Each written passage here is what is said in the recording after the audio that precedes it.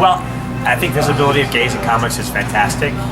Anytime they're great, I'm all for it. I'm not sure that just retconning characters that have been around forever and just making them randomly gay or randomly another race or randomly whatever, I don't see why they can't just create new characters.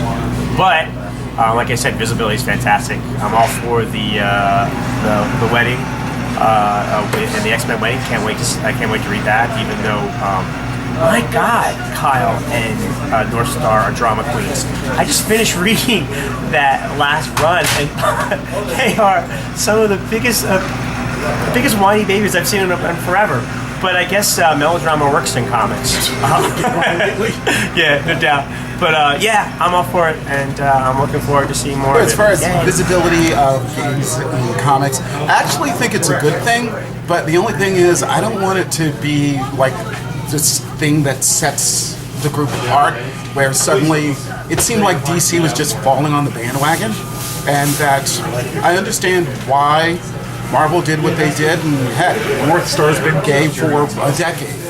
But to basically go back and retcon and say, oh, the Green Lantern from Earth A happens to be gay, it just, I don't know, it kind of kills the idea of what the whole purpose is supposed to be. And whereas I can see what DC is trying to do, where they're trying to say, well, it was not such a big deal, so that's the whole reason why it was never mentioned, it still seems kind of fake. And the fact is that characters should just be gay or straight. It doesn't really matter, as long as they live, because it seems like that Marvel and DC kills the gay characters. Freedom Ring lasted like 5 minutes before they killed them. So as long as they live, they can be as gay as they want. I actually think it's great. It opens comic book characters up to a whole new world, like a whole new aspect, and if a writer uses it right, it adds a whole dimension to a character. Hopefully, no writers use it as a crutch, just like I don't think any single aspect about a character should be a crutch. But it adds a whole new aspect. I've read Earth 2, where Green Lantern turns out to be gay, and I thought it was a great issue. It was written well, and as long as it's written well, I'm good with any change they make to any It's characters. a non-issue, except for the fact that there should not be Golden Age characters that are made gay. I mean, come on. He goes back to 1939 or 1942. I just don't see it. On the bright side, it means we're never getting Jade and Obsidian. Bleeding Cool issue 0 came out today, Wednesday. I think it is a good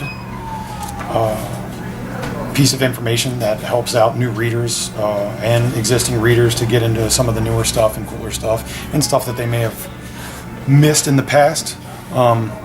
It's definitely a good website. I know that here at Collector's Corner, we go to it. We use it every day. I know that I refresh it. The owner, Randy, refreshes it on the hour, every hour. We post it repeatedly. But honestly, this isn't anything that a good comic shop shouldn't be telling their customers already. I believe that it's probably for a store that really doesn't care about their customer base.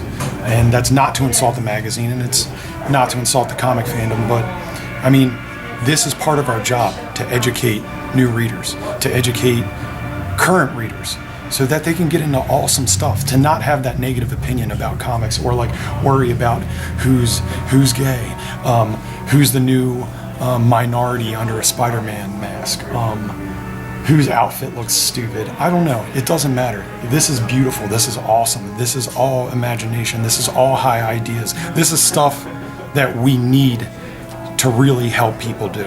And thank you, Bleeding Cool, for doing that.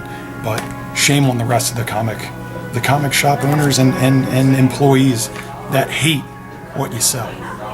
Love what you sell.